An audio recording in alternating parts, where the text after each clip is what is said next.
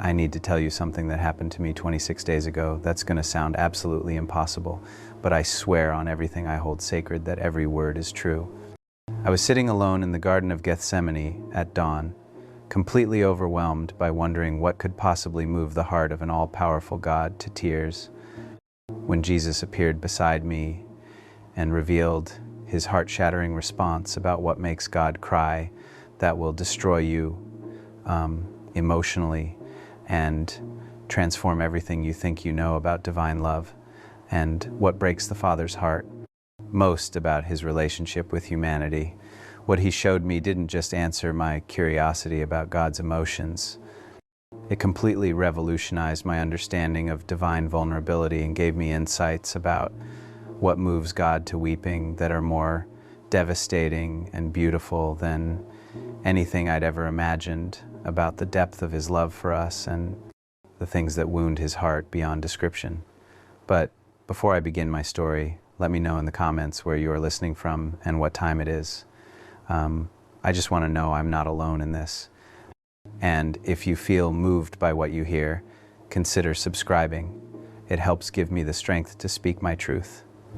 Now, let's get into my story.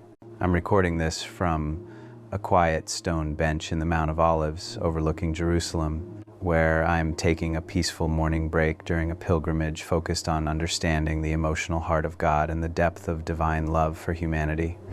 It's a stunning Friday morning, and I'm sitting under ancient olive trees that may have witnessed Jesus' own prayers and tears, watching the golden stones of Jerusalem catch the early sunlight while pilgrims from around the world walk quietly along paths worn smooth by centuries of seekers. The Jerusalem air carries the weight of history and the scent of olive blossoms. And there's something about being in this place where Jesus wept over the city that makes you wonder about the emotional life of God and what could possibly move an eternal, all-powerful being to tears. I should be preparing for this afternoon's session on the compassion of Christ, but I can't focus on anything except what Jesus revealed to me about what makes God cry that has completely shattered my heart with understanding of divine love that I never could have comprehended. Let me tell you about the spiritual crisis that brought me to my breaking point 26 days ago. For weeks leading up to that morning in Gethsemane, I had been struggling with what I can only describe as profound confusion about God's emotional nature and whether an all-powerful, perfect being could actually experience the kind of heartbreak and tears that Scripture seemed to suggest. It started during our final episodes of The Chosen, when I found myself portraying Jesus, weeping over Lazarus' death, weeping over Jerusalem's spiritual blindness, and sweating drops of blood in the Garden of Gethsemane. Each scene of divine emotion forced me to confront questions I'd never really considered. If God was perfect, complete, and lacking nothing, what could possibly move him to tears? If he knew all outcomes and controlled all circumstances, what could genuinely break his heart? The specific crisis began when I realized that despite years of playing Jesus and speaking about God's love, I had a very sanitized, emotionally distant understanding of divine nature. I thought of God as compassionate in theory, but couldn't comprehend what would actually move an eternal, all-powerful being to the kind of weeping that Jesus displayed in the Gospels. But what made the confusion even more challenging was recognizing how Scripture repeatedly described God's emotional responses to human behavior. His grief over wickedness before the flood, his heartbreak over Israel's unfaithfulness, Jesus weeping over Jerusalem's rejection. If these weren't just anthropomorphic metaphors but genuine expressions of divine emotion, what did they reveal about God's heart and what could wound it? The breaking point came during a conversation with a theology professor who visited our set to discuss the portrayal of Jesus' emotional life. "Jonathan," he said with the kind of scholarly precision that both illuminated and confused, "one of the great mysteries of Christian theology is understanding how divine impassibility, God's freedom from suffering, relates to the obvious emotional responses we see throughout Scripture. How do you reconcile God's perfection with his apparent capacity for heartbreak?" His question hit me like theological lightning because it exposed something I'd never really grappled with: the tension between believing in God's sovereignty and recognizing his emotional vulnerability. between understanding his completeness and witnessing his tears. That night in my hotel room, I began examining every biblical reference to God's emotional responses and found myself increasingly puzzled by what seemed like genuine divine heartbreak over human choices and circumstances. If God truly wept, if he experienced grief and sorrow, what did that reveal about his nature, and what could possibly wound the heart of someone who possessed all power and knowledge? I began researching everything I could find about divine emotions, God's capacity for suffering, and what theologians called the passions of God. But instead of clarity, I found competing theological perspectives that ranged from complete divine impassibility to full divine emotional involvement in human affairs. Some traditions insisted that God couldn't truly suffer because suffering implied imperfection or need, while others argued that love necessarily involved vulnerability and the capacity for heartbreak. Neither extreme seemed to capture the full reality of a God who was simultaneously sovereign and emotionally involved, powerful and tender, complete and capable of being wounded by those he loved. The mystery became consuming during our filming of Jesus' most emotional scenes. Every tear I shed as Jesus, every expression of divine heartbreak, felt hollow because I didn't understand what could genuinely move God to weeping. How could I authentically represent divine emotion if I couldn't comprehend what actually broke God's heart? After one particularly challenging scene where Jesus weeps over Jerusalem's spiritual blindness, Dallas Jenkins approached me with a concerned expression. "Jonathan, your performance was technically excellent, but something felt uncertain, like you were representing emotional responses you didn't fully understand. When you think about what actually makes God cry, what comes to mind?" His question exposed the emptiness at the center of my theological understanding. I could describe God's love conceptually, but I had no real comprehension of what could wound his heart or move him to tears. That night in my trailer, I had what can only be described as a spiritual crisis about the emotional nature of God and what could possibly cause genuine heartbreak in a perfect, all-powerful being. "Jesus," I prayed in desperation, "I need to understand what actually makes you cry. I need to know what could move the heart of God to tears, what could wound someone who possesses all power and knowledge, what could break the heart of perfect love." 3 days later, I made an impulsive decision to extend my time in Israel and spend several days in Jerusalem seeking God about his emotional nature and what could genuinely move him to weeping. Something in my spirit was crying out for understanding about divine vulnerability that went beyond theological concepts and touched the actual heart of God. I had heard about the Garden of Gethsemane being a place where pilgrims experienced profound encounters with the emotional heart of Jesus, where the weight of divine sorrow was still tangible among the ancient olive trees. If anywhere could help me understand what made God cry, it would be this place where Jesus had sweat drops of blood and experienced the deepest anguish of his earthly ministry. For 3 days, I spent hours in Gethsemane, praying about God's emotions, studying every biblical reference to divine tears and heartbreak, and seeking revelation about what could wound the heart of perfect love. But instead of answers about what made God cry, I found that my questions were leading to larger mysteries about the nature of divine love and whether true love necessarily involved the capacity for genuine heartbreak. The garden was profoundly peaceful and spiritually charged, with ancient olive trees casting dappled shadows over stone paths, worn smooth by millions of pilgrims who had come seeking understanding of Jesus' passion. But my confusion about divine emotion felt completely unresolved by anything I could study, contemplate, or pray about. On my 4th morning in Jerusalem, I woke before dawn with an overwhelming burden to understand not just that God loved humanity, but what aspects of his love made him vulnerable to genuine heartbreak and tears. Around 5:45 a.m., I walked through the quiet streets of Jerusalem to Gethsemane and found myself alone in the garden as the first light of dawn began to illuminate the olive trees where Jesus had experienced his deepest anguish. I sat on a stone bench among those ancient trees and felt overwhelmed by the reality that I was in the place where God had wept, where divine emotion had reached its most intense expression, where perfect love had experienced heartbreak so profound that it manifested in bloody sweat and desperate prayer. That's when I did something I'd never done before. Instead of asking God to comfort my emotions or bless my understanding, I asked him directly to tell me what makes him cry. God, I said aloud in that sacred garden, my voice barely above a whisper among the olive trees that had witnessed Jesus' tears. I need to know what makes you cry. I need to understand what could move your heart to weeping, what could wound someone who possesses all power and knowledge, what could break the heart of perfect love.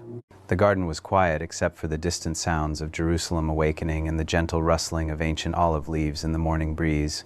I felt like I was sitting at the intersection of divine strength and divine vulnerability, desperately needing someone to unveil what could genuinely wound the heart of God. I don't understand how perfect love can experience heartbreak, I continued, my voice filled with genuine confusion about the mystery of divine emotion. I need to know what aspects of your relationship with humanity move you to tears, what choices we make that genuinely wound your heart, what responses from your children cause you the deepest sorrow. The silence that followed felt different from ordinary garden quiet. It felt pregnant with heartbreak about to be revealed, like the moment before the most devastating truth about divine love was about to be shared. I had moved beyond trying to understand God's love conceptually to asking about the vulnerability that love created in his heart. If there are things that genuinely make you weep, I whispered, voicing the question that had brought me to this place of Jesus's deepest sorrow. If your love for humanity creates real capacity for heartbreak, then I need to know what wounds your heart most deeply, because I need to understand the emotional cost of loving people who don't always love you back. What I didn't know was that my honest question about what makes God cry was about to be answered in the most heart-shattering way imaginable. Because at exactly 6:23 a.m., as the sun rose over the Mount of Olives and began to illuminate the garden where Jesus had wept, the atmosphere among those ancient olive trees began to shift in ways that would transform my understanding of divine love and give me access to truths about God's heart that are more devastating than anything I'd ever imagined. About the emotional cost of perfect love. The air became thicker, more alive, charged with a presence so full of divine emotion that my confusion about God's tears began to feel like the beginning of the most heart-shattering discovery about love's vulnerability.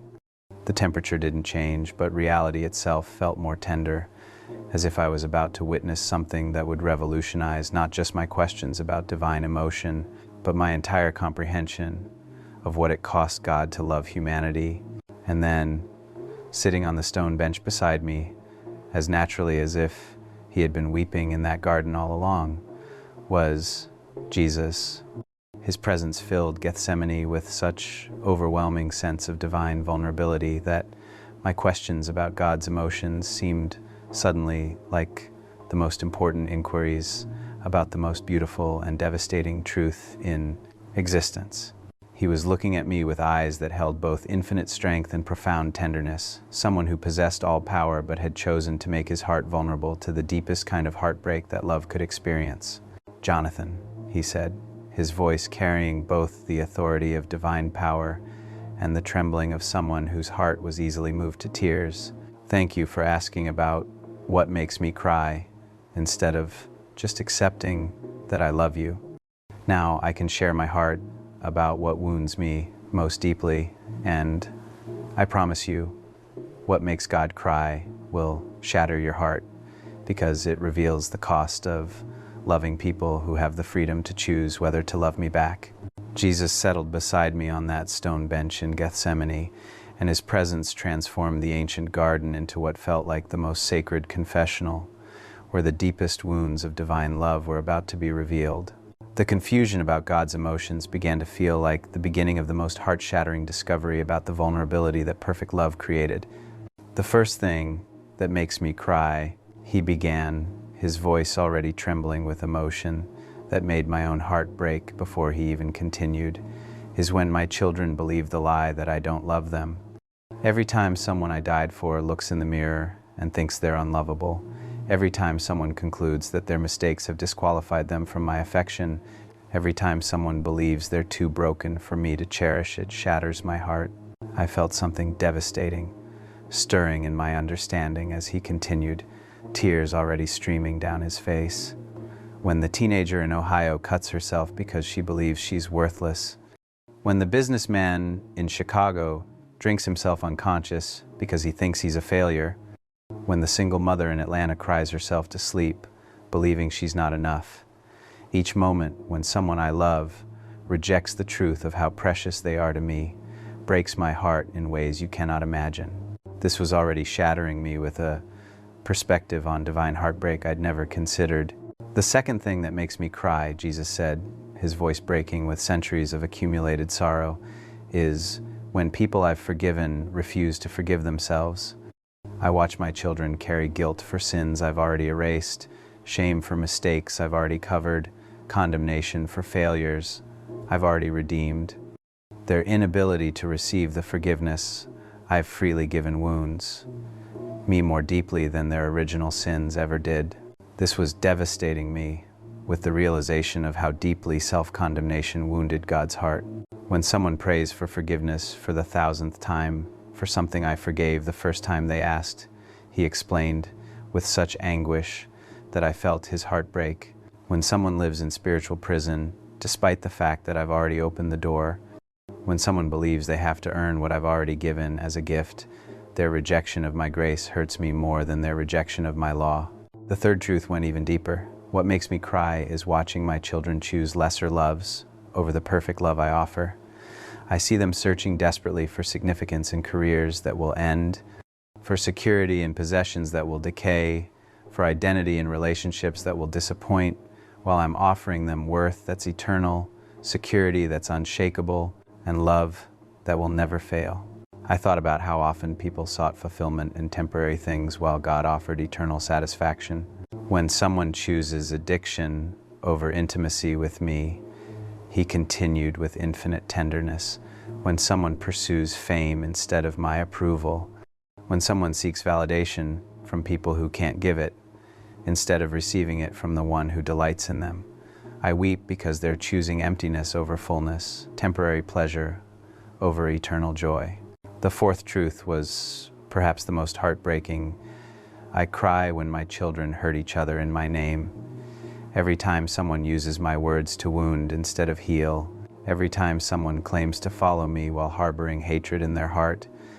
Every time someone turns my message of love into a weapon of judgment. It breaks my heart because they're using my love to justify the opposite of love. This was shattering me with the realization of how religious cruelty wounded God's heart. When Christians reject other Christians over secondary issues, Jesus explained with tears streaming down his face. When churches split over preferences while people are dying without hope. When my followers spread more division than love, I weep because they're using my name to accomplish the enemy's goals while thinking they're serving me. The fifth truth shocked me completely. What makes me cry is the loneliness of my children who don't realize I'm always with them. I watch them ache for companionship while never acknowledging my presence, search for someone who understands them while ignoring the fact that I know every thought, seek comfort from sources that can't truly comfort while I'm offering perfect peace. Jesus stood and walked among the olive trees, his presence making the entire garden feel alive with divine sorrow. When someone lies in bed at midnight, feeling completely alone, while I'm right there longing to comfort them, he continued with such love that I felt his desire for intimacy with every person. When someone faces a crisis feeling abandoned while I'm waiting to be their strength, when someone struggles with problems, feeling like they have to handle everything alone, while I'm offering to carry their burdens, their loneliness in my presence breaks my heart. This was incredible. God wasn't distant from human loneliness. He was experiencing the pain of being ignored while offering comfort. The sixth thing that makes me cry, Jesus said, returning to sit beside me, is when people pray to me but don't expect me to answer. They go through the motions of communication but don't really believe I'm listening, don't genuinely expect me to respond, don't trust that I care enough to intervene in their circumstances. I realized how many prayers must be offered without real expectation that God would hear or respond. The seventh truth about what makes me weep is watching my children live in fear when I've promised perfect love that casts out all fear.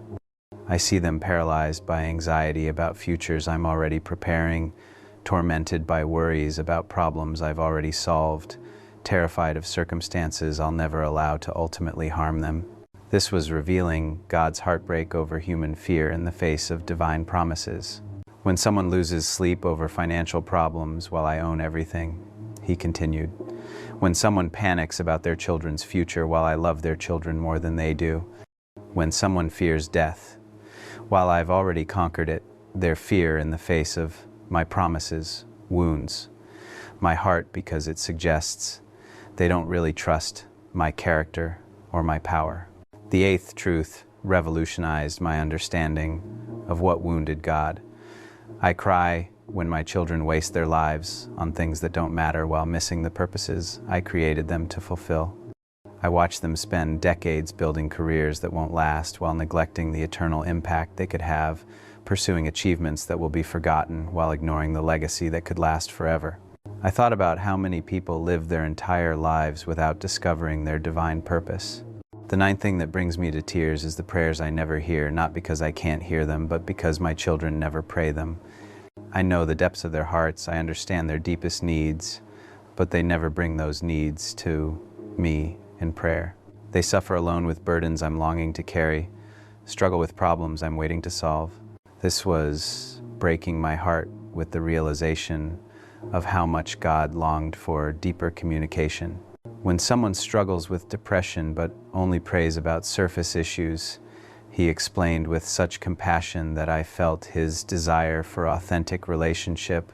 When someone battles loneliness but never asks me for companionship, when someone questions their worth but never asks me what I think about them, their silence about what matters most keeps me from blessing them in the ways I'm longing to bless them. The 10th and final truth was the most devastating of all.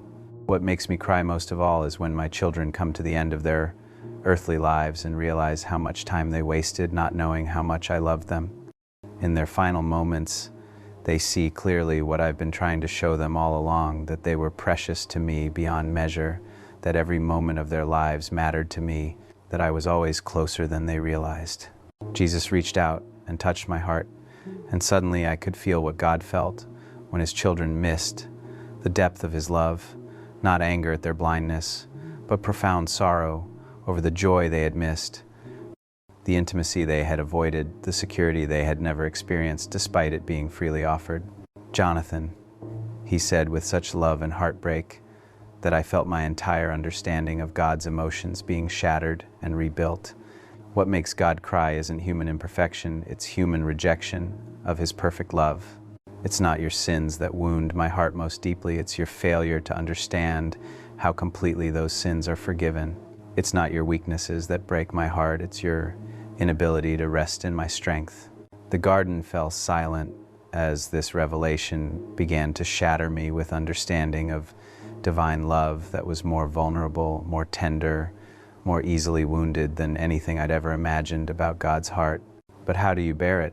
I asked, overwhelmed by the weight of such constant heartbreak over humanity's failure to receive divine love. How does perfect love survive being rejected, misunderstood, and ignored by the very people it died to save? Jesus smiled through his tears with the expression of someone who was about to reveal the most beautiful truth about divine love.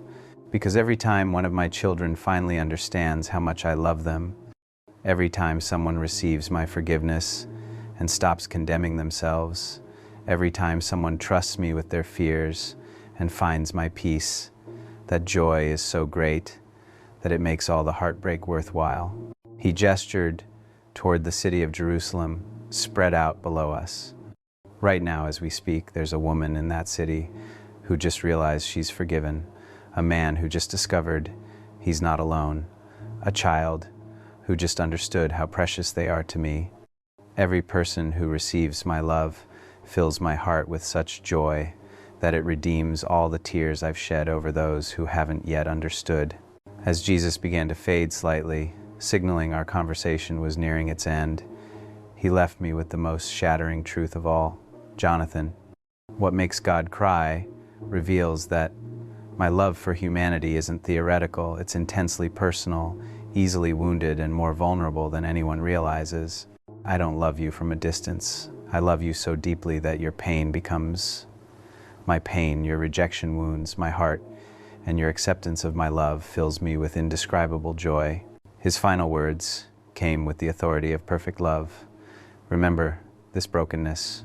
There are millions of my children who don't realize how much their responses to my love affect my heart, who think I'm indifferent to whether they receive my grace or reject my mercy. They need to know that what makes God cry reveals how much every person matters to me, how deeply their choices affect my heart, and how much joy they can bring me by simply believing they're loved. As Jesus' presence began to fade from that sacred garden, I felt like someone who had been viewing God as emotionally invulnerable and had suddenly discovered he possessed a heart that could be wounded by my smallest rejection of his love. The confusion about God's emotions was completely resolved, replaced by profound devastation at the vulnerability of divine love and overwhelming responsibility to respond to a heart that could be broken by my failure to receive his affection. "Thank you," I whispered as his form became translucent in the growing morning light filtering through the ancient olive trees. "Thank you for showing me that what makes you cry isn't my imperfection. It's my rejection of your perfect love for me." His final words came with the gentle authority of vulnerable love. "Remember this brokenness, Jonathan. Every person who sees you living with confidence that you're deeply loved instead of struggling with feeling unworthy will want to know how that assurance is possible. Your transformation from confusion about God's emotions to devastation over what wounds his heart will become their invitation to discover how much their response to divine love actually matters."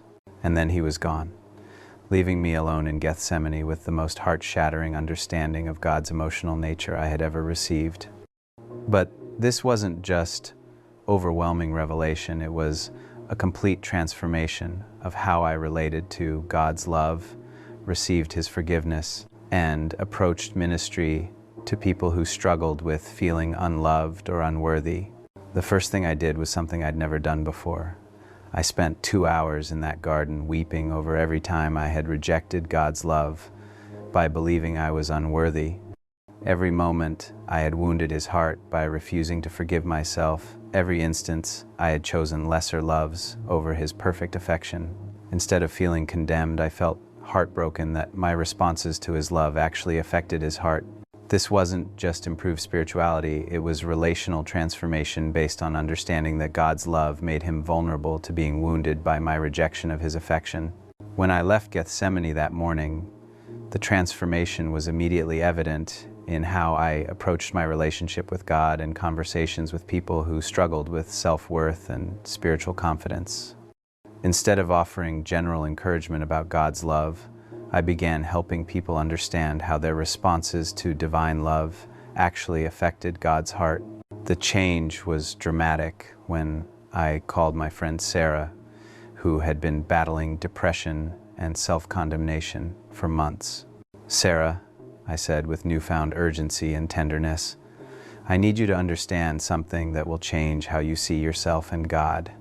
When you believe you're unlovable, when you refuse to forgive yourself for mistakes God has already forgiven, when you reject his love by thinking you're too broken to be cherished, it doesn't just hurt you. It breaks God's heart because he sees you as precious beyond measure."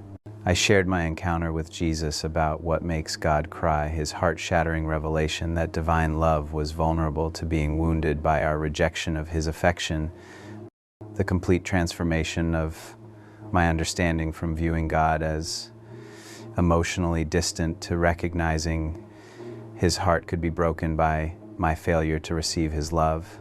"Jonathan," she said through tears, "I've been thinking my self-hatred only hurt me, when actually it's been wounding God's heart because he sees me so differently than I see myself.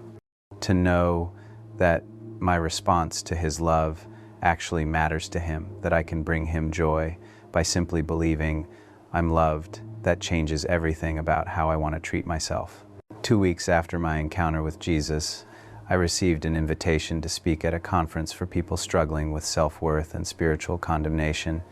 Instead of teaching about God's love conceptually, I was able to share how human responses to divine love actually affected God's emotional heart. Friends, I told the audience of 600 people who had come seeking freedom from self-condemnation 26 days ago, I wondered what could make an all-powerful God cry. But then Jesus shattered my heart by revealing that what wounds him most isn't our imperfection, it's our rejection of his perfect love. When you believe you're unworthy, you're not just hurting yourself, you're breaking the heart of someone who sees you as infinitely precious. The response was overwhelming. Instead of people focusing on trying harder to be worthy of God's love, hundreds began weeping over the realization that their self-rejection actually wounded the heart of perfect love, and their acceptance of his affection could bring him joy.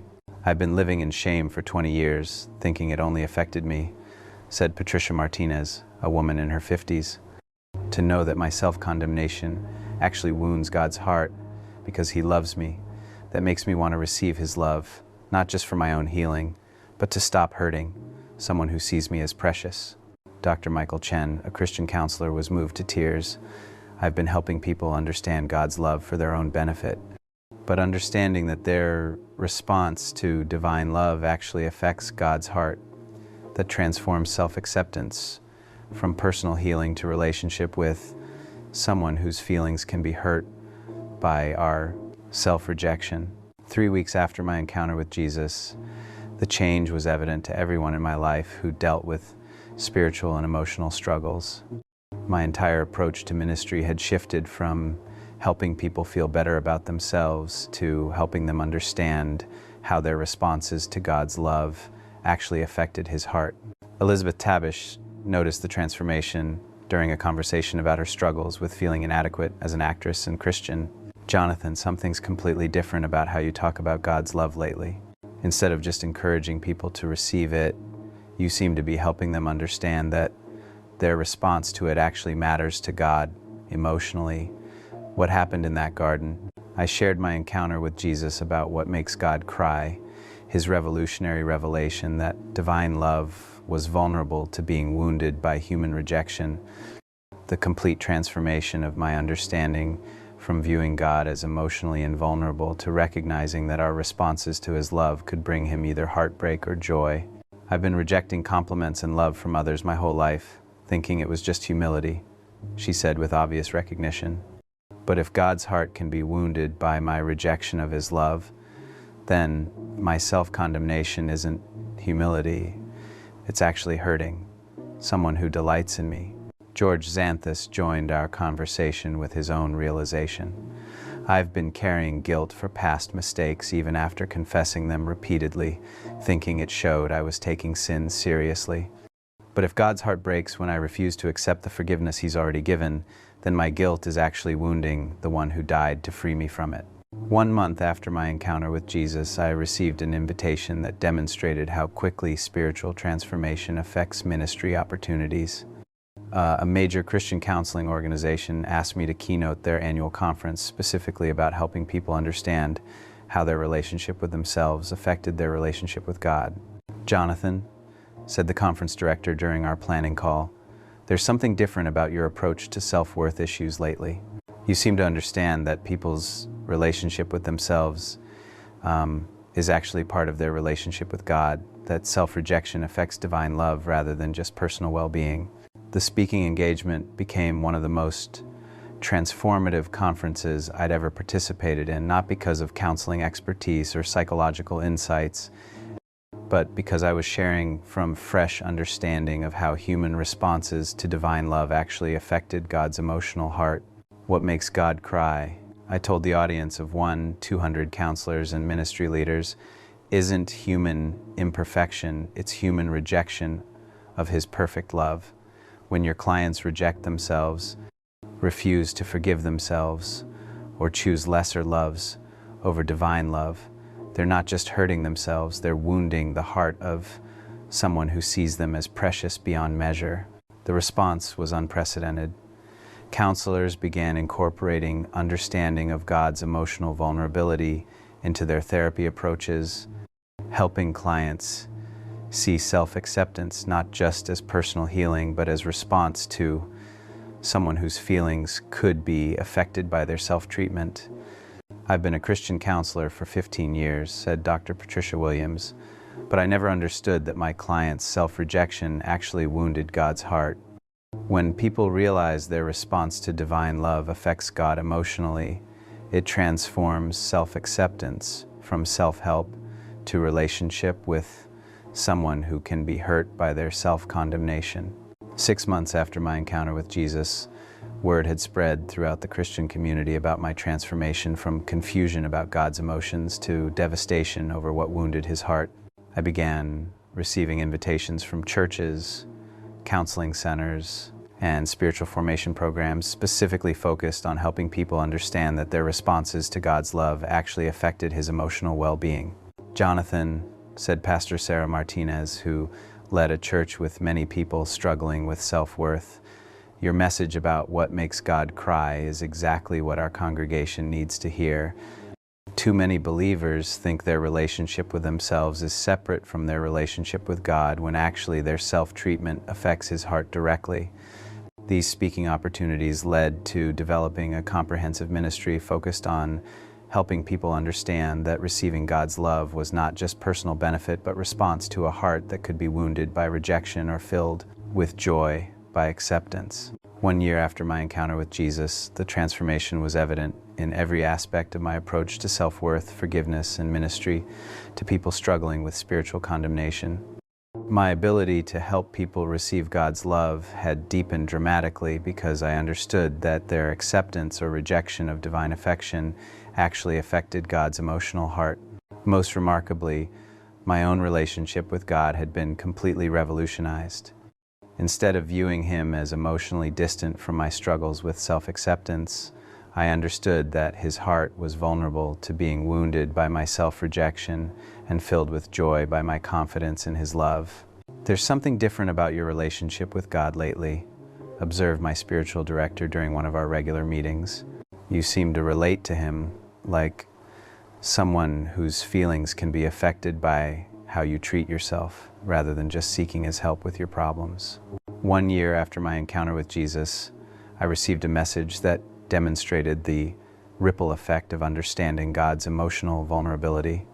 A seminary professor wrote to share that my presentation about what makes God cry had completely changed how she taught about divine love and human response. I was teaching students that God's love was unconditional and therefore unaffected by human response. She wrote, when I should have been helping them understand that while his love doesn't depend on our response, his heart can be wounded by our rejection and filled with joy by our acceptance. Your revelation about what makes God cry has revolutionized how I help future pastors understand the vulnerability of divine love. But the most profound validation came during a conversation with Dr. Michael Rodriguez, a theologian who had attended one of my presentations and wanted to discuss the implications of understanding God's emotional vulnerability. Jonathan, he said, with obvious excitement, what you're teaching about what makes God cry aligns perfectly with the relational nature of love itself. That true love always involves vulnerability and the capacity to be wounded by the beloved. You're helping people understand that God's love isn't abstract care, but personal affection that can be hurt by rejection or delighted by acceptance. Now, sitting here on this peaceful Mount of Olives overlooking Jerusalem, almost 2 years after my encounter with Jesus about what makes God cry, I regularly speak to audiences around the world about the vulnerability of divine love and how human responses to God's affection actually affect his emotional heart. The truths Jesus shared in Gethsemane have become the foundation for everything I teach about self-worth, forgiveness, and the relational nature of divine love. Maybe you're listening to this and you recognize yourself in my story. Maybe you've been struggling with self-condemnation, refusing to forgive yourself for mistakes, or rejecting God's love because you feel unworthy of his affection. Maybe you've been viewing God as emotionally distant from your struggles with self-acceptance, not realizing that your response to his love actually affects his heart. I want you to know that what Jesus revealed about what makes God cry will shatter your heart because it reveals that your response to divine love actually matters to God emotionally. When you reject yourself, you're not just hurting yourself, you're wounding the heart of someone who sees you as precious beyond measure. The 10 truths Jesus taught me about what makes God cry have the power to transform any self-rejection into understanding of how much your response to divine love actually matters. First, God cries when his children believe they're unlovable. Every moment of self-rejection wounds the heart of someone who sees you as precious beyond measure. Second, God cries when people refuse to forgive themselves for sins he's already forgiven. Self-condemnation hurts him more than the original failures ever did. Third, God cries when his children choose lesser loves over his perfect love, searching for worth in temporary things while he offers eternal significance. Fourth, God cries when people hurt each other in his name, using his words to wound instead of heal. Breaks his heart because they're using love to justify hatred. Fifth, God cries over the loneliness of children who don't realize he's always present, aching for companionship while ignoring his constant availability. Sixth, God cries when people pray without expecting him to answer, going through motions of communication without believing he truly cares enough to respond. Seventh, God cries when his children live in fear despite his promises being paralyzed by anxiety when he's already guaranteed his protection and provision. Eighth, God cries when people waste their lives on things that don't matter, missing eternal purposes while pursuing temporary achievements. Ninth, God cries over prayers he never hears, longing to carry burdens and solve problems his children never bring to him in authentic communication. 10th, God cries most when people reach the end of life and realize how much time they wasted not knowing how much he loved them, seeing clearly what he tried to show them all along. If you're someone who's been rejecting yourself, struggling with self-condemnation, or feeling unworthy of God's love, I want you to understand that your response to his affection actually affects his emotional heart. You can wound him by self-rejection or bring him joy by believing you're loved. Your acceptance of his forgiveness doesn't just heal you, it delights his heart. Your confidence in his love doesn't just help you, it brings joy to someone who has been longing for you to understand how precious you are to him. Father God, I thank you for the revelation that shattered my heart with understanding of what makes you cry and showed me that your love makes you vulnerable to being wounded by our rejection of your affection. For everyone listening who has been struggling with self-condemnation or feeling unworthy of your love, I pray that they would receive the same devastation over how their responses to divine love affect your heart.